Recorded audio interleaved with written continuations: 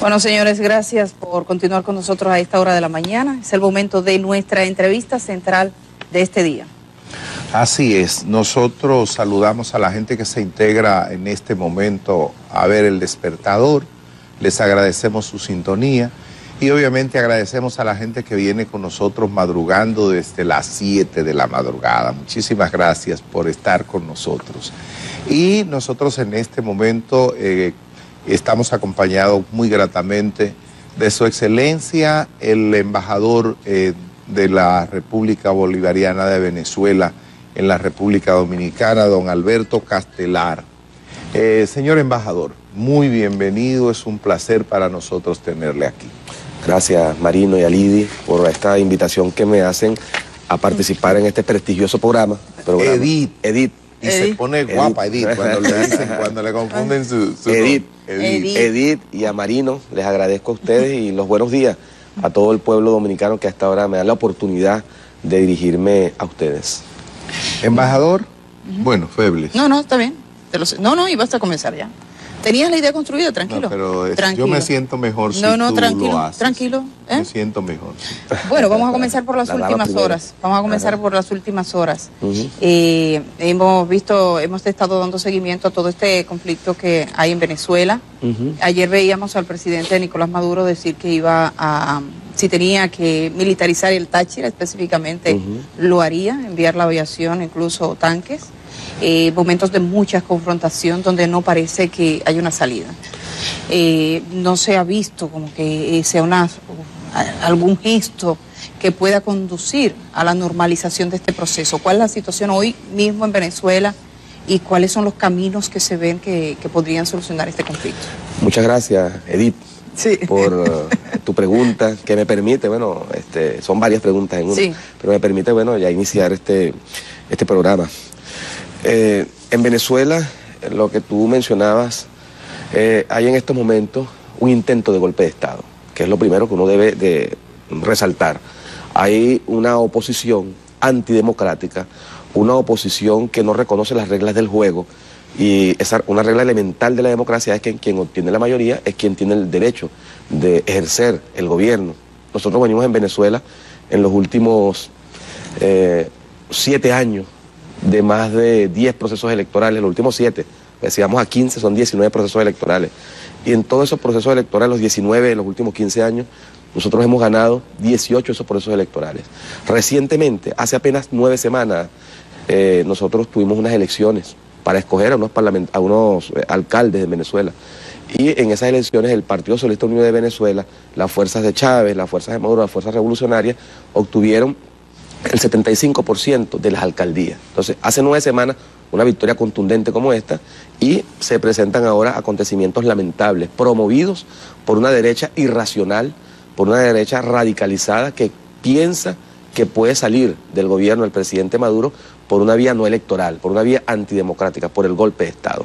Y hay que decirlo también, que esto está financiado, auspiciado por el gobierno de los Estados Unidos y por el expresidente de Colombia y jefe paramilitar de Álvaro Uribe Vélez, y aquí nosotros tenemos un comunicado que yo me quiero permitir leer muy rápidamente, de Venezuela, nuestro gobierno, nuestra Cancillería, donde repudia la injerencia grosera del presidente Obama, esto es en las últimas horas, en asuntos internos de Venezuela, porque resulta que el presidente Obama, había gente que dudaba, decían algunos, pero decían, bueno, pero Estados Unidos no está interfiriendo en Venezuela. Y aquí el mismo Obama da la cara, el mismo jefe del imperio sale a dar la cara por lo que están haciendo en Venezuela. Leo muy rápidamente. El gobierno de Venezuela repudió el comunicado es el siguiente: República Bolivariana de Venezuela, Ministerio del Poder Popular para Relaciones Exteriores. Esto es oficial y la hago de conocimiento al pueblo dominicano. El gobierno de la República Bolivariana de Venezuela repudia tajantemente las declaraciones emitidas el día miércoles 19 de febrero por el presidente de Estados Unidos, Barack Obama, en la medida en que constituyen una nueva y grosera injerencia en los asuntos internos de nuestro país, con el agravante de usar como base información falsa y aseveraciones sin fundamento. Es una ofensa a la tierra heroica de los aztecas, porque esta declaración la hizo el señor Obama en México, de Juárez, de Villa y de Zapata, del noble y valiente pueblo mexicano, que el presidente Obama, desde esa hermana nación, siga agrediendo a un país libre y soberano de la América Latina y Caribeña, cuyas políticas, orientaciones y decisiones son el resultado de la voluntad popular expresada democráticamente. La declaración que esperan los gobiernos independientes y los pueblos del mundo es aquella donde el gobierno de los Estados Unidos de Norteamérica explique por qué financia, alienta y defiende a los dirigentes opositores que promueven la violencia en nuestra patria, y aclare con qué derecho el subsecretario adjunto Alex Lee transmitió un mensaje de su gobierno donde se intenta condicionar y amenazar al Estado venezolano por su decisión de poner fin a los hechos de violencia. Finalmente, el gobierno venezolano reitera que continuará monitoreando y tomando las acciones necesarias para impedir que agentes estadounidenses busquen implantar la violencia y la desestabilización, y para informar al mundo acerca de la naturaleza de la política intervencionista del gobierno de Obama en nuestro país. Correcto. Mire, señor embajador, en Venezuela uno sabe que se ha intentado hacer un cambio. Yo, en mi experiencia de lo que conozco de Venezuela, con mis viajes y sobre lo que me informo diariamente, no se hizo una revolución armada, donde, como por ejemplo en Cuba, las fuerzas revolucionarias derrotaron el sistema, ellos estatizaron todo, entraron y tomaron las fuentes de producción, los sistemas de distribución de bienes y servicios, y arrancó la revolución. Allí lo que ha habido es elecciones, donde, como usted dice, la mayoría de los venezolanos han elegido por muchas ocasiones consecutivas una orientación política de gobernar. Pero ¿qué ocurre? Que esa orientación política a nivel filosófico, un gobierno socialista, el gobierno, pero la infraestructura de Venezuela es capitalista.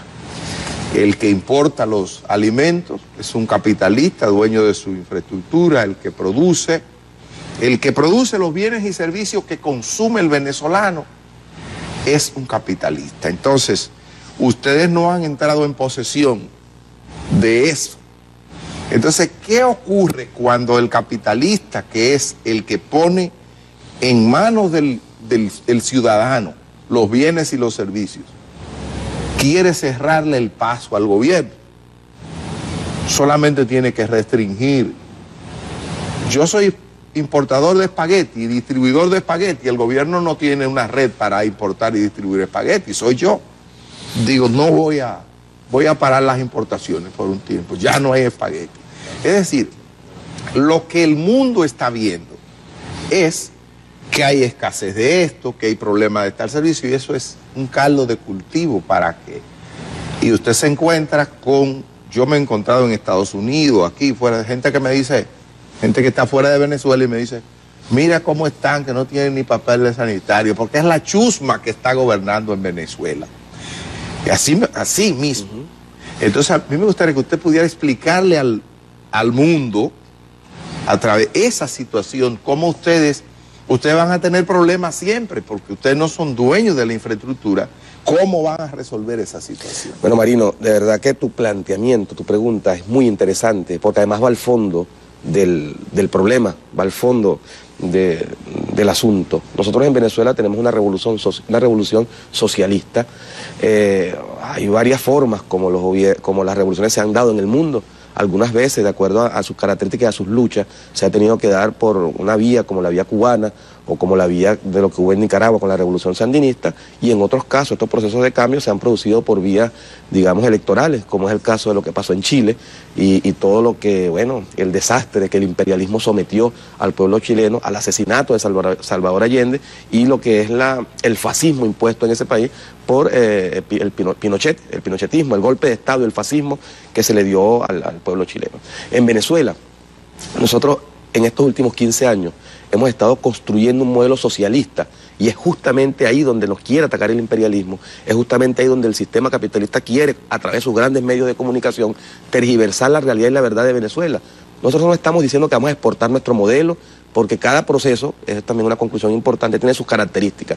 Nosotros desde el año 2002 cuando hubo el golpe de Estado contra el presidente Chávez, en abril, 11 de abril, 11, 12 de abril, y después la retoma del gobierno, en aquel momento nos afectaron, fíjate toda esta contradicción, siendo Venezuela el principal país donde hay mayores reservas de petróleo en el mundo, que es justamente lo que el imperialismo quiere, el petróleo venezolano, siendo Venezuela el que más petróleo tiene, resulta ser que no había gasolina. En diciembre del año 2002, la gente iba y hacía unas largas colas en las estaciones de servicio porque no se conseguía la gasolina. ¿Por qué no se conseguía? Porque nos sabotearon nuestra industria petrolera para que no hubiese producción. La derecha, la oposición y el imperialismo. ¿Qué pasa? ¿Qué sucede entonces ahora con algunos productos? Exactamente lo mismo. Se bloquea la posibilidad de que algunos productos lleguen a Venezuela para después sobre esa base justificar una supuesta ineficiencia del gobierno. ¿Quién lo hace? Como tú lo mencionabas, grupos empresariales, grupos económicos con mucho poder que quieren, en vez de dedicarse a producir, en vez de dedicarse a llevar bienestar al pueblo venezolano con producciones, tú decías el caso de espagueti, pero puede ser arroz, pueden ser vestidos, puede ser zapatos, puede ser... En vez de dedicarse a eso, un empresariado lo que se dedica es a conspirar y a tratar de derrocar el modelo socialista que es justamente el que se instauraba en Venezuela y que ha permitido grandes avances. Ese modelo, ese sistema ha permitido que en nuestro país, por ejemplo, en la educación, hablando de este tema de los estudiantes y los jóvenes, que en el área educativa nosotros hayamos pasado en el año 96, 98, antes del gobierno de Chávez, pasar de 4% del PIB, del Producto Interno Bruto, a un 9% de inversión del Estado venezolano en educación, cuando la UNESCO, en las metas del milenio, plantea que con un 7% sería algo extraordinario. Ese modelo educativo, ese modelo socialista nos ha permitido en Venezuela pasar de 300.000 estudiantes que había cuando llegó Chávez, ahora a tener 2,5 millones de estudiantes con el gobierno de Chávez y con el gobierno de su hijo legítimo, el presidente Nicolás Maduro. Ese sistema nos ha permitido, el socialismo, pasar de tener un país, cuando llegó Chávez, de 1,5 millones de analfabetas, a que Venezuela en estos momentos sea un país libre de analfabetismo. Y no es porque lo digamos nosotros, sino porque la UNESCO lo certificó de hace ya varios años, en donde Venezuela está libre totalmente de analfabetismo. Ese país socialista es el que permite que la pobreza extrema, que en Venezuela la consiguió el presidente Chávez en más de un 56%, esa pobreza extrema se haya reducido más en 4 veces menos la pobreza extrema que tenemos, que puede existir, la pobreza que puede existir en Venezuela. Ese socialismo es el que ha permitido que el pueblo venezolano, que en los años 90, en plena época del neoliberalismo, podía comer si acaso una vez al día. En los años 90 en Venezuela se popularizó mucho que las madres compraban comida de animales, comida de perro. En Venezuela se llama perrarina. No sé qué nombre tenga acá la comida que le dan a los perritos, pues, para alimentarlos. Muchas madres en Venezuela, ante la imposibilidad de tener dinero para comprar comida, recurrían a darle perrarina a los niños en los años 90, en la época del neoliberalismo, la época aquella del consenso de Washington. Hoy en día en Venezuela nuestro pueblo consume 3 y en muchos hogares más de 3 o 4 comidas diarias. El consumo de proteínas en Venezuela, de calorías, un pueblo con poder adquisitivo, que también es parte del asunto, un pueblo venezolano con recursos para comprar. Nosotros tenemos que elevar nuestra producción, por cierto, en ese tema, elevar la producción, pero al mismo tiempo también combatir los elementos especulativos y los elementos que tratan de distorsionar la economía venezolana. En el tema de los alimentos, por ejemplo, nosotros hemos creado unas poderosas redes de distribución de alimentos, que se encargan de que los alimentos le lleguen al pueblo venezolano. Si hay algo que los venezolanos tenemos garantizados en este momento es las 3 comidas. Y eso es muy importante. Y en muchos de esos casos, mucho más allá de 3 comidas. Entonces, ese sistema socialista, todos esos logros, que es lo que quiere revertir la derecha venezolana y lo que quiere revertir el imperialismo, a lo mejor por el ejemplo que eso significa para otros pueblos del mundo, aunque nosotros no estamos en una idea de exportarlo, sino que es nuestro socialismo, la venezolana, eso es lo que quiere destruir este golpe de Estado. Destruir las conquistas sociales, destruir el modelo socialista que está Venezuela desarrollando de manera libre, soberana, y que nosotros lo hemos hecho democráticamente. Porque nosotros hemos ganado unas elecciones, y Chávez nunca engañó a nadie. Y Maduro le dijimos, vamos al socialismo. Y la mayoría del pueblo venezolano ha votado en los eventos electorales por el socialismo. Y lo ha hecho de manera libre, en elecciones transparentes, abiertas, democráticas, donde se garantiza, por ejemplo, que un elector vale un voto, principio fundamental. Un elector, un voto. En Venezuela no hay ninguna posibilidad en nuestro sistema electoral de que una persona vote más de una vez o de que haya triquiñuelas. No, un sistema total y absolutamente transparente que da resultados inmediatos. Entonces, todo eso es lo que produce esos enormes ataques y ese deseo por parte del imperialismo norteamericano y del presidente Obama y todo lo que por ahí han pasado, y del presidente Uribe, de querer desestabilizar al país para llevarnos a un escenario de conflicto. Estas protestas tienen el fin, Zapete, de tratar de llevar a Venezuela a una guerra civil, para justificar una intervención a Venezuela, derrocar el socialismo y tratar de tomar el petróleo venezolano nuevamente como si fuese del Departamento de Estado, si fuera del gobierno de los Estados Unidos. Ese petróleo es venezolano y Venezuela se respeta. Embajador, vamos a pedir su anuencia para ir a una pausa brevísima y gracias. Seguimos hablando. Gracias, gracias. Bueno, estamos de vuelta en esta conversación con el embajador de Venezuela en República Dominicana. ¿Cuál es, y empezaba la pregunta específicamente por ese tema y quisiera limitarlo a ello, ¿qué camino hay en este momento para una solución? ¿Qué tipo de pasos se están dando? ¿Es viable? Mira, nosotros en Venezuela, el gobierno del presidente Maduro ha estado permanentemente llamando al diálogo, como lo hizo el presidente Chávez. Después del golpe de Estado de 2002, en Venezuela, el presidente Chávez llegó al palacio y lo primero que hizo fue tomar un crucifijo y llamar a la paz, a la oposición, al pueblo venezolano y convocarlos a un diálogo. Hubo mesas de diálogo por todas partes en el país, pero resulta ser que al final la oposición siempre se deja llevar por los atajos de los caminos de la violencia. Actualmente Maduro, ayer lo estaba haciendo de nuevo, llamando al diálogo, diciéndole a esa oposición que mire, Maduro antes de estos sucesos se había reunido con los empresarios, con dueños de medios de comunicación, con dirigentes de partidos políticos, con los sectores que producen alimentos en Venezuela, con los estudiantes, con los jóvenes. Hay un diálogo permanente en Venezuela.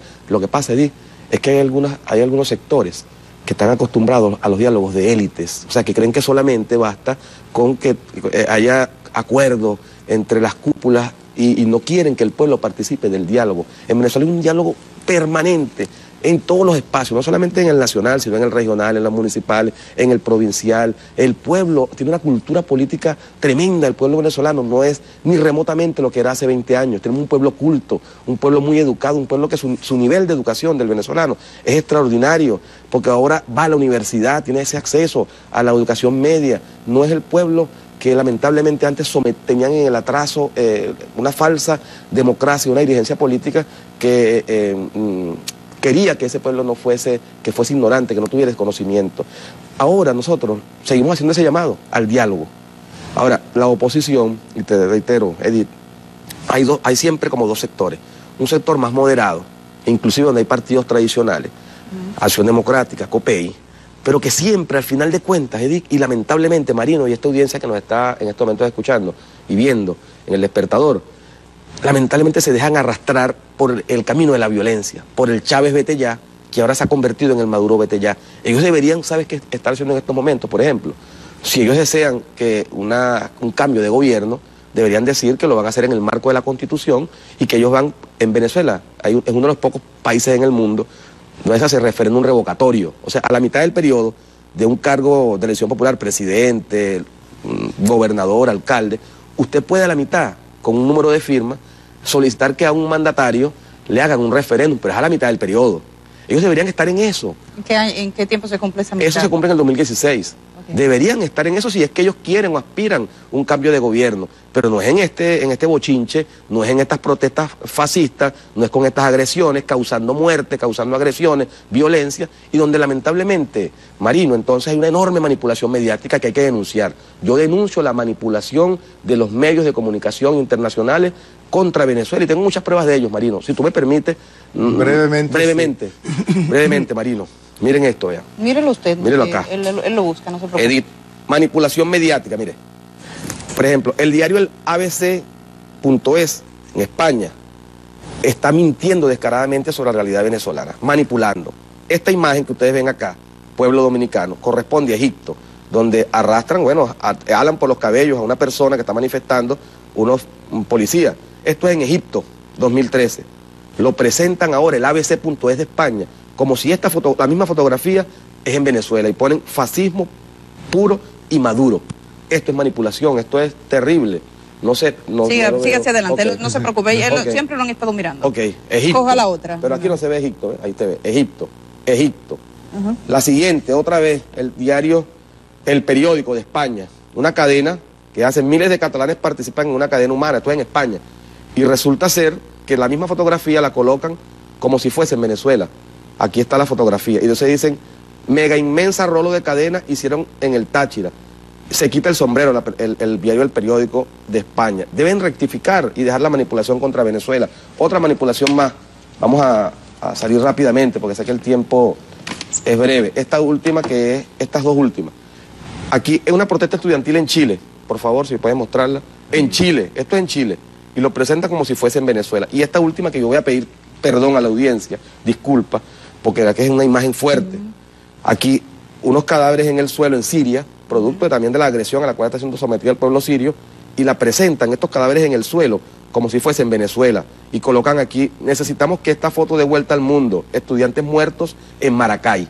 A todo esto estamos siendo nosotros sometidos en Venezuela. Y grandes cadenas como CNN, al cual denuncio yo también desde acá, desde mi puesto de embajador en República Dominicana. CNN está detrás de esta enorme manipulación para presentar a Venezuela como un país forajido, como un Estado que viola los derechos humanos y para justificar entonces la intervención del imperialismo norteamericano contra nuestro país, que no es algo nuevo, que es algo que ha pasado en América Latina en otras épocas. Hay muchos países que son ejemplos de lo mismo. ¿O es que acaso Estados Unidos no invadió Panamá? ¿O es que acaso Estados Unidos no invadió en Nicaragua? ¿O es que acaso Estados Unidos no invadió el suelo sagrado de esta tierra dominicana, de la patria de Duarte? ¿Es que acaso no han invadido Estados Unidos? Yo no estoy, en eso no estoy metiendo en asuntos internos, estoy hablando de un hecho histórico. Estados Unidos invadió esta tierra sagrada de la República Dominicana, como lo hizo con Cuba, como lo hizo con Nicaragua, como lo ha hecho con tantos países en la América Latina y caribeña.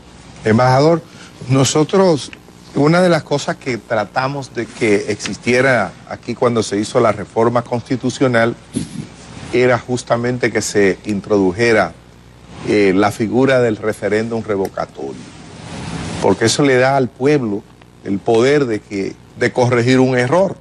Si usted eligió y dentro de un tiempo usted se da cuenta que eligió mal, usted no tiene que esperar al final, sino que usted dice, bueno, voy a cancelarte la elección. Pero no se pudo aquí. En la Constitución bolivariana de Venezuela sí está el referéndum. Supóngase usted que como van las cosas, la situación política en Venezuela, a pesar de que dentro de la fuerza del gobierno no se ven fisuras, porque según la información que nosotros tenemos no hay ningún líder importante del proyecto revolucionario de Venezuela que esté en una actitud disidente ahora mismo. Lo que se ve es que sí en la oposición por lo menos hay diferentes puntos de vista de cómo enfrentar la coyuntura.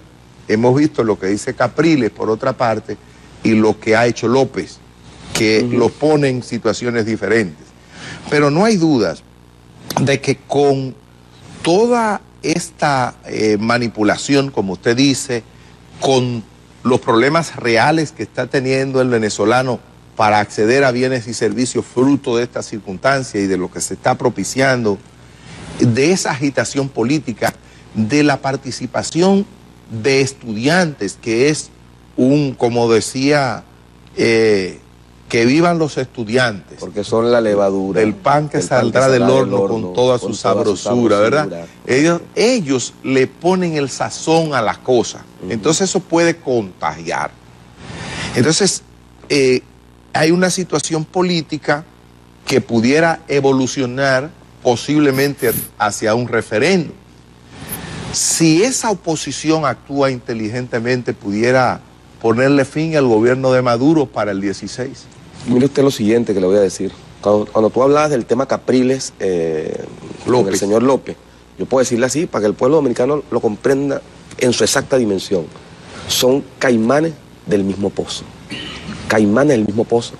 Porque ellos se bañan en las mismas aguas del derrocamiento al gobierno constitucional, y no de ahora, sino desde hace mucho tiempo. Aunque aparentaran tener conductas distintas, no lo son en la realidad. Es la misma actitud. Ese señor Capriles fue el mismo que intentó asaltar la digna embajada de Cuba en Venezuela, el mismo que intentó asaltar esa embajada. Y el pueblo cubano y el gobierno cubano, bueno, al final dignamente defendió estoicamente su embajada. Conversaron con él después, pero él intentó o agredió a esa representación diplomática. ¿Quién es López, que era menos conocido? López era alcalde de Chacao. Lo quieren presentar como un académico. Y resulta ser que el señor López, para aquellos que piensan que es académico, es una persona que está en Venezuela condenada, está inhabilitada por corrupción, porque metió la mano donde no debía. ¿Está inhabilitado? Inhabilitado. No puede ejercer cargos públicos por corrupto, porque metió la mano donde no debía. ¿En qué etapa fue eso? ¿Cómo? ¿En qué etapa? Eso fue en su etapa de alcalde. Él fue alcalde de Chacao hace aproximadamente unos 8 años atrás. Alcalde, tuvo 2 periodos y metió la mano donde no debía. Y la Contraloría de Venezuela... ¿Cómo él ha llegado a constituirse como un personaje así de tanta relevancia? Nosotros, por ejemplo, lo mirábamos, no teníamos idea de quién era él. Bueno, ahora dirige un partido. Bueno, te puedo decir, entre otras cosas... Y con mucha fuerza, porque claro, dicen, bueno, López es quien ha convocado las protestas. Y estas protestas han tenido todo este impacto. ¿Cómo ha sido eso? Es una persona que viene con muchos estudios en Estados Unidos, en Harvard, tiene muchos amigos en la CIA, vinculados al paramilitarismo, amigo personal de Álvaro Uribe Vélez, que es el fundador de las Convivir, que eran unas cooperativas que en Antioquia, en el departamento de Antioquia, en Colombia, en el centro de Colombia, Uribe es el jefe de los paramilitares y es muy amigo del señor Leopoldo López. Ahora, con lo que también mencionaba Zapete del 2016, no olvido tu pregunta, pero no olvido, 2016, ojalá la oposición venezolana se enmarque en ese rumbo, en ese camino que está en la Constitución, democrático, que soliciten, que recojan su firma y vayamos a ese escenario. Vayan al juego democrático y nosotros los esperamos, como los esperamos en el año 2004, cuando ellos sí lo hicieron, aquel revocatorio, lo hicieron, la consulta, pues, y el pueblo venezolano decidió, Chávez no se va. Y ese pueblo que en aquel momento dijo, Chávez no se va, es el mismo que está en las calles gritando ahora, Maduro no se va. Es ese mismo pueblo, porque los actores que están allá conspirando contra Venezuela son los mismos, derecha fascista, imperialismo norteamericano. Cuando ellos han asesinado, porque estas 6 muertes que van en Venezuela son producto de unas manifestaciones que en un inicio están acompañadas por algunos estudiantes de universidades privadas. Fíjate bien, universidades privadas, porque es imposible levantar banderas reivindicativas de los estudiantes o por acciones negativas del gobierno, todo lo contrario, y lo demostré con las cifras anteriores. Entonces, después de una vanguardia, marchan 1000 estudiantes, por decirte algo, pero después se queda una vanguardia de 100, 150, 200 personas, paramilitares violentos, pagados por la oposición, muchos de ellos traídos desde Colombia, para entonces crear desórdenes, para generar disturbios, para quemar edificios públicos, para asesinar a personas. Fíjate el caso en estos últimos días de una señorita de 21 años que tenemos que lamentar.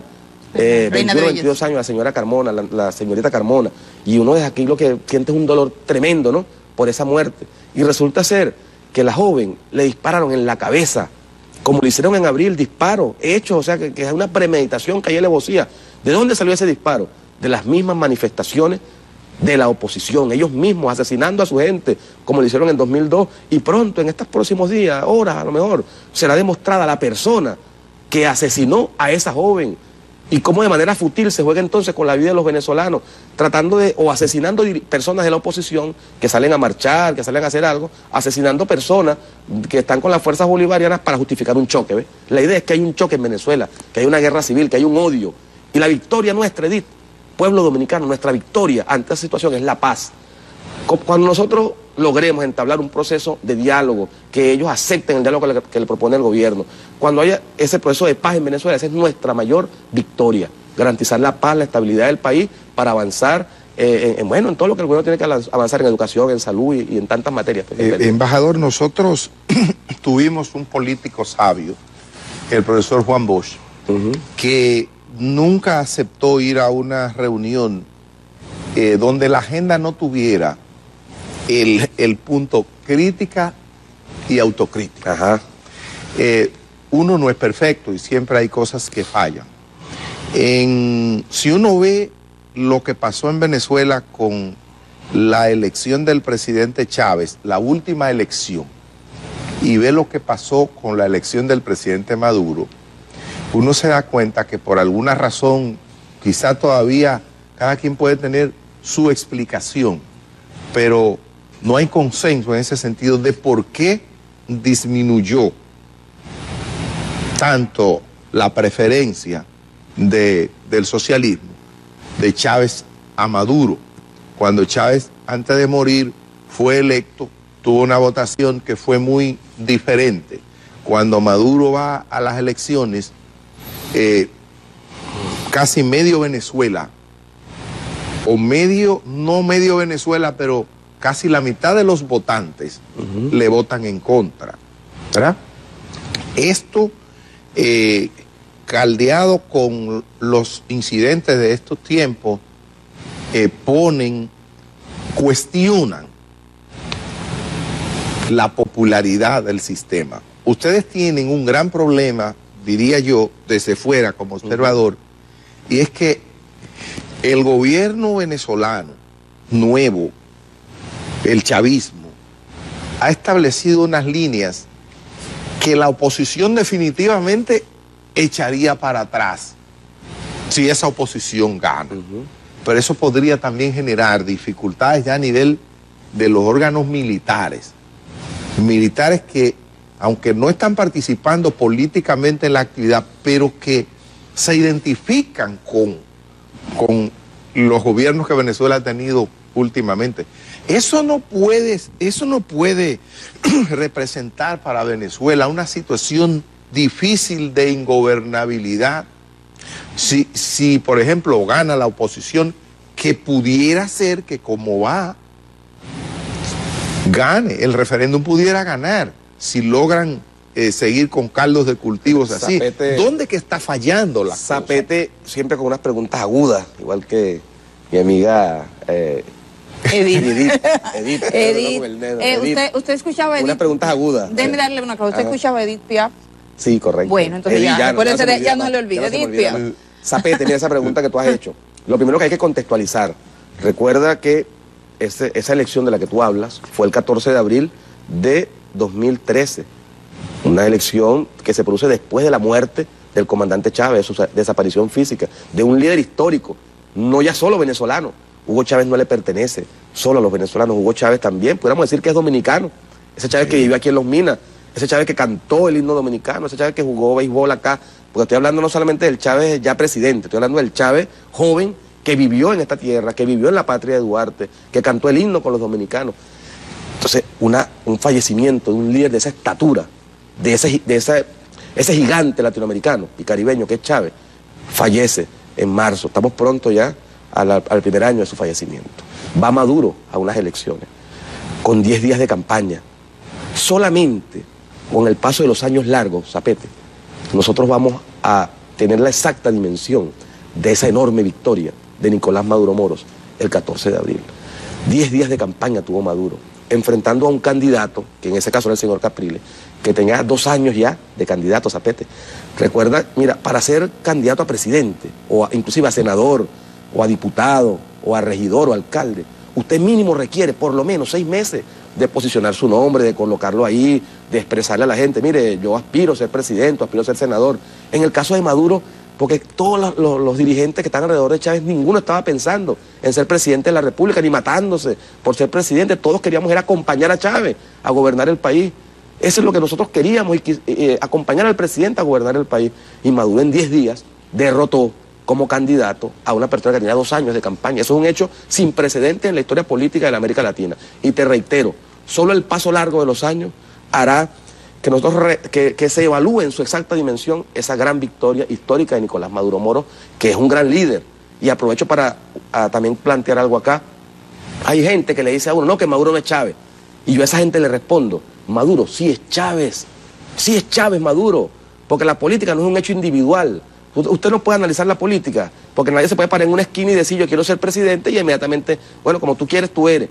La política es un hecho colectivo y Maduro, Nicolás Maduro Moros, representa los intereses, representa la política, las intenciones, el programa político que dejó Chávez, lo representa Nicolás Maduro Moros, así como Enrique Capriles representa los mismos intereses, o Leopoldo López, de Barack Obama, o los mismos intereses de Pedro Carmona Estanga, que fue quien dio el golpe de Estado en Venezuela en el 2002. Maduro representa legítimamente esa postura política, el padrón político de Hugo Chávez Frías. Y ahora entonces vayamos a las elecciones recientes, porque eso fue un pueblo, bueno, digamos en abril, un pueblo lleno de una gran nostalgia por la pérdida de un gigante como Hugo Chávez. Pero ¿qué pasa 8 meses después, Marino? 8 meses después, que es hace 4 o 5 semanas, 8 de diciembre, se decía en todos los medios internacionales, CNN que tanto manipula sobre Venezuela y todos decían, Se acabó la revolución venezolana. Ahora sí, no está Chávez, vamos a ganarle las elecciones. ¿Y qué pasó? Ganó Maduro, ganó Venezuela, ganó el Partido Socialista Unido de Venezuela por más de 1,5 millones de votos de diferencia. 1,5 millones de votos. Y ahora se presentan entonces, después de que se dé una nueva derrota electoral, se presentan ante el país con un intento de golpe de Estado. ¿Y cuál ha sido la respuesta del presidente Maduro? Yo creo que Maduro se ha graduado en esta etapa que ha pasado con estas protestas, se ha graduado como el hijo legítimo del presidente Chávez, porque su liderazgo ha tenido la suficiente valentía, entereza, para confrontar toda esta situación con mucha inteligencia, enfrentando al imperialismo. Miren eso de Obama, esas declaraciones de Obama, el del Departamento de Estado, no son declaraciones, no son caramelitos lo que nos están lanzando. Lo que nos están lanzando son cosas duras, y ahí está el liderazgo de Maduro, unas instituciones, una Fuerza Armada unida, Marino y Edith, una Fuerza Armada monolíticamente unida en función de lo que son la defensa de la Constitución y reconociendo a su comandante en jefe de la Fuerza Armada, que es el presidente de la República Constitucional, Nicolás Maduro Moros. Bueno, el tiempo para esta entrevista se ha agotado, sin embargo, sería bueno que usted le diga al pueblo dominicano cuáles son las debilidades, cuáles son los entuertos, las dificultades que tiene Venezuela actualmente y que tiene el gobierno y que debe enfrentar, porque hay retos. Y hasta el momento hemos hablado de las cosas buenas, todo bien, pero hay problemas.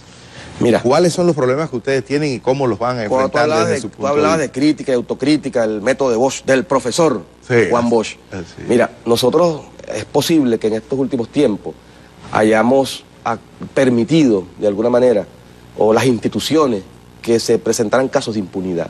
Yo creo que eso es medida de autocrítica. Nosotros no podemos permitir la impunidad. Nosotros tenemos que llevar ante la justicia, como se está llevando, a las personas responsables de todos estos lamentables acontecimientos. Y entre eso está el señor Leopoldo López y 13 personas más que están detenidas, y ahí el Obama dice que los liberen, pero resulta que esas 13 personas son las que allanaron instituciones públicas, quemaron vehículos, los que dispararon armas de fuego. Entonces, la impunidad. Nosotros tenemos que hacer un claro proceso para evitar la impunidad. Y finalmente, porque sé que el tiempo ya culmina, yo quiero expresarle las gracias a ese pueblo dominicano. Ese pueblo dominicano que ha estado al frente de la embajada, que nos ha llevado comunicados, que nos ha manifestado su amor y su solidaridad. Vaya ustedes, dominicanos, nuestro saludo, el saludo de Maduro, que también es el saludo de Chávez, y que es el saludo de un pueblo venezolano que está agradecido por cómo ustedes han atendido la convocatoria a respaldar a Venezuela, a acompañarnos en la defensa de nuestra soberanía, nuestros recursos naturales. Mire, yo esto le digo con mucho amor y con mucho cariño. Si hay un pueblo, los que conocemos a Chávez, los que lo conocimos, estuvimos cerca de él, sabemos el afecto, el cariño que Hugo Chávez, y no estoy hablando de Chávez solo el presidente, el cariño que el joven Chávez y después el presidente Chávez sentía por este pueblo quiqueyano, por este pueblo de Duarte. Chávez en Los Minas, lo que sembró hacia esa población, esa gente en la cual él vivió durante aproximadamente 2 años, lo que sembró fue amor, y la gente ahí lo recuerda, y este pueblo dominicano quiere a Chávez, y este pueblo dominicano también le da su respaldo al presidente Maduro. A mí me da mucho ánimo y mucha fuerza y mucho espíritu de combate y mucha moral cuando al frente de la embajada grupos de solidaridad nos dicen, Maduro no se va, o nos dicen, Maduro, más duro, al imperio dale duro. Eso nos llena de fuerza, de emotividad y de ganas de seguir combatiendo por una patria digna, por una patria soberana, y para que Venezuela siga siendo respetada. Bueno, el imperio contraataca, Edith. Sí. Después de la cumbre de la CELAC, aquella vieja película de Spielberg decía, el imperio contraataca. El imperio contraataca, pero hay un pueblo, hay una sociedad venezolana y hay unos pueblos de América Latina y del Caribe que están dispuestos a hacerle frente a ese imperio. Bueno, muchísimas gracias, señor embajador de la República de Venezuela, aquí con nosotros. Nos vamos de esta entrevista, pero sí quiero decir